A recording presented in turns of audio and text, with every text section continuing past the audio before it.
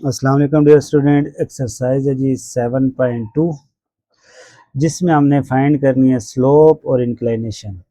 ठीक है, तो स्लोप और इंक्लाइनेशन फाइंड करने का हमने क्या तरीका कार पढ़ा था पीछे। स्लोप का फार्मूला क्या होता है? स्लोप का फार्मूला है जी, अगर कोई भी दो पॉइंट्स दिए जाए ना, x1 और y1, ठीक है, और दूसरा पॉइंट दिए जाए qx2 और y2, तो इसकी स्लोप्स का फार्मूला होगा y2 minus y1 over x2 minus x1। ठीक है, और स्लोप को हम किसे डिनोट करते हैं? m से। ठीक है, और स्लोप क्या होती है जी, इसके उर्दू में मीनिंग करें ना तो उर्दू में इसके मीनिंग बनते हैं डेलवान। क्या मीनिंग बनते हैं? डेलवान के, यानी कोई लाइन इस तरह है, इस तरह है, इस तरह है। अगर लाइन इस तरह होगी ना, सीधी स्ट्रेट ओरिजेंटल लाइन, तो इसकी स्लोप होती है ज़ीरो, यानी इसकी ढलवान बिल्कुल नहीं है, ये बिल्कुल प्लेन है। और इस तरह अगर परपेंडिकुलर फॉर्म में होगी ना, तो इसकी जो स्लोप होगी वो अनडिफाइंड होगी। ठीक है, अगर इस तरह स्लोप बढ़ती जा रही है ना, तो इसको हम, इसमें जो स्लोप होगी वो ग्रेटर देन ज़ीरो होगी। और अगर लाइन इस तरह की फॉर्म में हो, तो उसमें जो स्लोप होगी वो लेस देन ज़ीरो की फॉर्म में होगी। क्वेश्चन नंबर 1 का पार्ट 1, इसकी अब स्लोप फाइंड करनी है इस पॉइंट की। तो ये हमारे इसके कोऑर्डिनेट्स क्या होंगे? x1 और y1, और इसके कोऑर्डिनेट हो गए x2 और y2। स्लोप का फार्मूला क्या है हमारे पास? y2 minus y1 over x2 minus x1। ठीक है, तो स्लोप का फार्मूला हमारे पास y2 क्या है? हमारे पास यहाँ पे 11 है, और y1 है हमारे पास 4। इसी तरह x2 की वैल्यू हमारे पास 5 है, और x1 की वैल्यू है -2। तो -2 को हमने ब्रैकेट में लिखा है ताकि फार्मूले के माइनस के साथ मिक्स ना हो। 11 माइनस 4 हो जाएगा 7, और माइनस माइनस प्लस 2, और यहाँ से 5 प्लस 2 7, 7 7 से कट के 1 आ जाएगा। तो स्लोप की वैल्यू हमारे पास आ गई जी 1। दूसरा इसने कहा है कि इंक्लाइनेशन भी फाइंड करें। क्या फाइंड करें जी? इंक्लाइनेशन। इंक्लाइनेशन क्या होता है कि जब भी कोई, ये अब समझ लें एक्स एक्सेस है, ठीक है, और ये हमारा क्या है? Y axis. अब ये जो पॉइंट्स है दो, लेट्स सपोज एक पॉइंट यहाँ पे है, एक पॉइंट यहाँ पे है, ठीक है, तो इन दोनों पॉइंट्स को मिलाने से ये हमारे पास एक लाइन बनी। अब इसकी जो स्लोप है, लेट्स सपोज स्लोप हमारे पास इसकी आ गई 1। इंक्लाइनेशन क्या होता है? एक्स एक्सेस के साथ इसका एंगल क्या है, इस एक्स एक्सेस के साथ लाइन का जो एंगल बन रहा है ना, डेट इज इंक्लाइनेशन। और इंक्लाइनेशन का फार्मूला क्या है? Theta is equal to tan inverse of m। यहाँ पे m की वैल्यू क्या है? 1 है, तो कैलकुलेटर से हम tan इनवर्स ऑफ जब 1 करेंगे तो हमारे पास वैल्यू आ जाएगी 45 डिग्री। ठीक है, तो इस तरह हम किसी भी जो दो पॉइंट्स दिए जाएं तो उनकी हम स्लोप भी निकाल सकते हैं और उसकी इंक्लाइनेशन भी निकाल सकते हैं। इसी तरह इसके कोऑर्डिनेट है x1 और y1, इसके कोऑर्डिनेट है x2 और y2। तो स्लोप का फार्मूला हमारे पास क्या हुआ? y2 minus y1 over x2 minus x1। अब यहाँ पे y2 की वैल्यू क्या है? 7 है, और y1 की वैल्यू है -2। तो y2 की जगह 7 माइनस फार्मूले का, और y1 की वैल्यू -2 अलग ब्रैकेट में लिखेंगे। इसी तरह x2 की वैल्यू 2 है, और x1 की वैल्यू 3 है।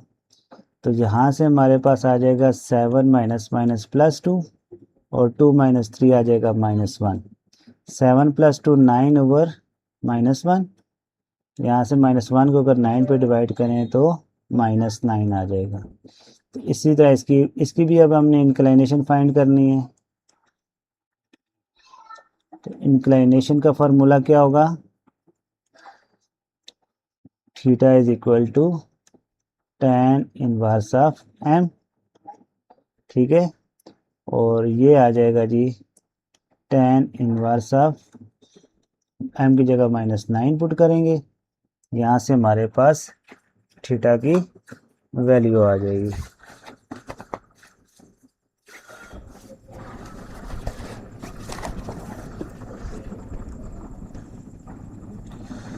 ठीक है जनाब।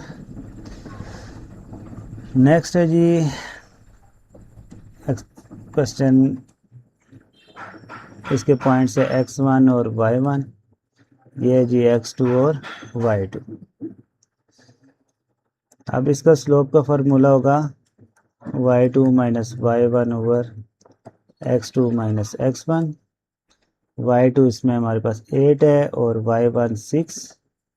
इसी तरह x2 की वैल्यू 4 है और x1 की वैल्यू भी 4 है। अब 8 माइनस 6 तो आ गया 2 और 4 माइनस 4 क्या हो गया 0, और 2 डिवाइडेड बाई 0 हो तो ये क्या होता है अनडिफाइंड। तो इसकी स्लोप अनडिफाइंड, अनडिफाइंड का मतलब ये है कि इसकी जो ये लाइन है ये इस तरह की फॉर्म में परपेंडिकुलर है। परपेंडिकुलर यानी वर्टिकल लाइन की स्लोप हमारे पास क्या होती है अनडिफाइंड। अगर लाइन ओरिजेंटल होती ना तो इसकी स्लोप क्या होती 0। तो अब ये वर्टिकल लाइन है, तो अगर आप इसे एक्स एक्सेस के साथ देखें तो एक्स एक्सेस के साथ इसका एंगल क्या है 90 डिग्री। तो इसकी जो इंक्लाइनेशन है वो क्या होगी, theta is equal to tan inverse of 1 divided by 0 लिख दो इसे, ठीक है। कैलकुलेटर पे डायरेक्ट अनडिफाइंड नहीं लिख सकते, 1 डिवाइडेड बाई 0 लिखेंगे तो आपके पास जवाब आ जाएगा 90 डिग्री। तो इस तरह हम कोई भी पॉइंट्स दिए जाएं तो उनकी आप स्लोप्स फाइंड कर सकते हैं और इंक्लाइनेशन भी फाइंड कर सकते हैं। क्वेश्चन नंबर 2 में कहता है by means of slope, slope की मदद से हमें बताएं show that the following points lies on a same line, यानी ये पॉइंट सेम लाइन पे लाई करते हैं यानी लाई करते हैं, ये आपने बताना है। तो पहले हम जी स्लोप ऑफ ए बी की स्लोप फाइंड करते हैं, तो उसके लिए फार्मूला क्या होगा y2 minus y1 over x2 minus x1। तो ये हमारा x1 है कोऑर्डिनेट, ये y1 है, ये x2 है और ये y2। तो y2 की वैल्यू क्या है हमारे पास जी 5 है और y1 की वैल्यू है -3। इसी तरह x2 की वैल्यू है 1 और x1 की वैल्यू है -1। तो ये हो जाएगा माइनस माइनस +3 और ये हो जाएगा नीचे 1 + 1 2, 5 + 3 8 बाई 2, 2 4 द 8। तो ये ए बी की स्लोप आ गई 4। इसी तरह हम बी सी की स्लोप निकालेंगे। अब बी सी के पॉइंट्स अब ले लेते हैं, यानी इसकी जगह यानी ये x1 y1 अगर इसे मैं लिख दूँ x3 y3 तो क्या हो जाएगा y3 minus y2 over x3 minus x2। तो y3 हमारे पास क्या है 9 और y2 है 5। इसी तरह x3 है 2 और x2 है 1। तो 9 माइनस 5 क्या हो गया 4 डिवाइडेड बाई 1, तो ये भी 4 आ गई। यानी स्लोप ऑफ ए बी और स्लोप ऑफ बी सी ये आपस में इक्वल हैं। It's mean points A B and C lies on a same line, ठीक है। या ये भी है, कह सकते हैं point A B C are collinear, ठीक है।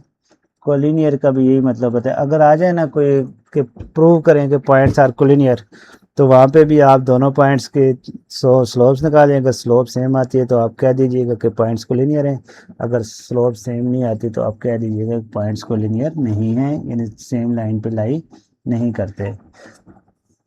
अब यहाँ पे अब आप इसी तरह स्लोप ऑफ पी क्यू निकालें, तो पी क्यू में देखें ये आपके पास है x1 y1, ये x2 y2, ये x3 और y3। अब जब पी क्यू की निकालेंगे तो उसमें लगाएंगे y2 minus वाई1 over x2 minus x1 का फार्मूला लगाएंगे, ठीक है। अब y2 क्या है 5 है और y1 है -5। इसी तरह x2 है 7 और x1 है 4। तो ये हो जाएगा 5 + 5 और 7 - 4 हो जाएगा 3। 5 + 5 10/3। इसी तरह slope of Q R find करें तो उसमें अब x3 y3 का है और इधर x2 y2 है, तो हम इस तरह कर लेते हैं formula y3 - y2 over x3 - x2। ठीक है, अब y3 क्या है 15 और y2 है 5। इसी तरह x3 है 10 और x2 है 7।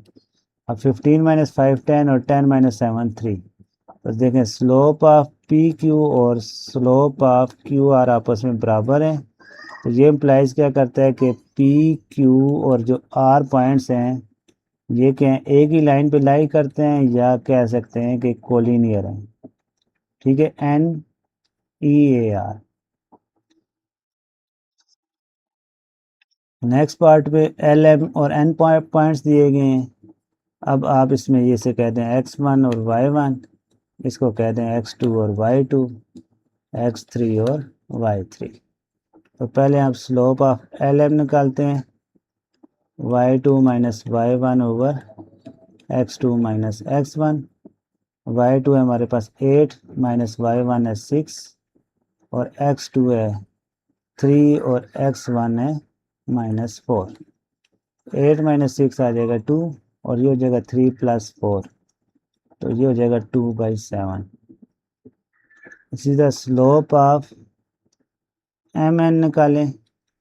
ये क्या है जी हमारे पास y3 - y2 over x3 - x2।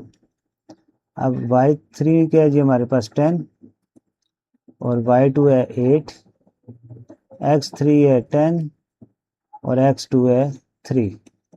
तो 10 - 8 हो गया 2 और 10 - 3 7। तो यहाँ से भी दोनों स्लोप सेम आ गई। तो L, M और N जो तीनों पॉइंट्स हैं ये क्या हैं, कोलिनियर हैं, यानी एक ही लाइन के ऊपर लाई करते हैं।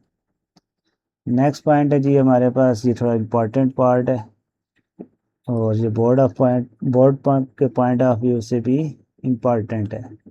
इसमें अगर एक्स वाई की स्लोप आप निकालेंगे तो ये हमारा x1 y1, ये हो गया x2 और y2। तो y2 - y1 over x2 - x1 कर लें। अब y2 इसमें क्या है a + b और y1 क्या है 2b -2b हो जाएगा और x2 क्या है c और x1 है a। तो a + b -2b क्या हो जाएगा a - b over c - a। इसी तरह हम y और z की स्लोप निकालते हैं, y3 - y2 over x3 - x2। ये पॉइंट हमारा x3 हो गया और ये y3। अब y3 के कोऑर्डिनेट्स क्या है हमारे पास 2a है और y2 है हमारे पास a + b से ब्रैकेट में इसलिए लिख रहे हैं ताकि बाहर साइन माइनस के अंदर 2 रखने हैं। x3 है हमारे पास 2c - a और x2 है हमारे पास c। तो ये हो गया जी 2a - a - b over 2c - c, यानी 2c और -c हो गया c हो जाएगा, c - a रह जाएगा और 2a में से a को माइनस करें तो ये a - b हो जाएगा और नीचे आ जाएगा c - a। यहाँ पे भी दोनों जवाब जी, दोनों की स्लोप सेम है। इसका मतलब है x, y और z तीनों पॉइंट्स क्या हैं, कोलिनियर है, यानी एक ही लाइन के ऊपर लाई करते हैं। क्वेश्चन नंबर 3 में कहता है find the value of k की वैल्यू फाइंड करें so that the line joining A B and the line joining C D are parallel and perpendicular. हम पहले फाइंड कर लेते हैं जी स्लोप ऑफ ए बी की स्लोप फाइंड करने के लिए फार्मूला लगाएंगे y2 - y1 over x2 - x1। तो ये आपके कोऑर्डिनेट्स हो गए x1 y1 और इसके कोऑर्डिनेट हो गए x2 और y2। तो y2 - y1, y2 क्या जी -6 और y1 है 3। इसी तरह x2 की जगह हम k पुट करेंगे और x1 की जगह 7। तो -6 और -3 -9 ओवर के माइनस 7, ये स्लोप ऑफ ए भी आ गया। इसी तरह हम स्लोप ऑफ सी डी के लिए सी और डी के पॉइंट्स में निकालेंगे। इसमें y2 minus y1 over x2 minus x1 का फार्मूला लगाएं, तो ये आपके x1 और y1 पॉइंट हो गए और ये x2 और y2 हो गए। तो ये हो गया 4 और माइनस 5, यानी y2 की वैल्यू 4 है और y1 की वैल्यू 5 है। इसी तरह x2 की वैल्यू है जी -6 और x1 की वैल्यू है -4। 4 माइनस 5 हो जाएगा -1 और ये हो जाएगा -6 प्लस 4 -1 ओवर -2, माइनस माइनस से कट जाएगा और ये आ जाएगा स्लोप ऑफ सी डी 1/2। अब हमारे पास दो केस हैं, एक केस है पैरेलल का और दूसरा केस हमारे पास परपेंडिकुलर का। तो पहले हमने पैरेलल को कंसीडर करना है। तो if line A B and C D are parallel, अगर ये पैरेलल हो, पहला केस, तो फिर क्या होगा, स्लोप ऑफ ए बी और slope of C D equal होंगी, क्योंकि पैरेलल लाइन की स्लोप सेम होती है। ठीक है, तो उसमें हम क्या लिखेंगे, -9 ओवर के minus 7 is equal to 1/2। Cross multiply करो, 2 को 9 से मल्टीप्लाई करोगे 2 9 18, के माइनस 7 1 से मल्टीप्लाई होगा तो के माइनस 7 ही रहेगा और यहाँ से -18 प्लस 7 इक्वल टू के हो जाएगा और के की वैल्यू आ जाएगी -18 में से +7 करें तो -11। ये कब वैल्यू है, जब के की यानी जब लाइंस पैरेलल होंगी। ठीक है, अच्छा दूसरा केस है कि अगर if A B line and C D is perpendicular, जो उसने परपेंडिकुलर का केस दिया है, तो फिर क्या होगा, स्लोप ऑफ ए बी का जो प्रोडक्ट है स्लोप ऑफ सी डी के साथ वो इक्वल टू -1 होगा। अब ए बी की स्लोप है हमारे पास -9 ओवर के माइनस 7, -9 ओवर के माइनस 7 और स्लोप ऑफ सी डी हमारे पास 1/2 इक्वल टू -1। तो अब हमने क्या करना है, -9 1 का क्या हो जाएगा -9 और ये जो 2 और के माइनस 7 है, इधर -2 -1 से मल्टीप्लाई होंगे तो 2 - 1 दा -2 हो जाएगा। ठीक है, और साथ ही के माइनस 7 भी इधर आ जाएगा, ये हो गया -9 -2 के माइनस माइनस प्लस 2 7 दा 14 प्लस 14 इधर आएगा तो -14 इक्वल टू -2 के रह जाएगा। -14 और -9 कितने होते हैं, -23 इज इक्वल टू -2 के, माइनस माइनस से कट जाएगा और के की वैल्यू आ जाएगी 2 इधर आके 23 के साथ डिवाइड हो जाएगा तो 23/2। ये हमारे पास क्या आ जाएगी, के की वैल्यू।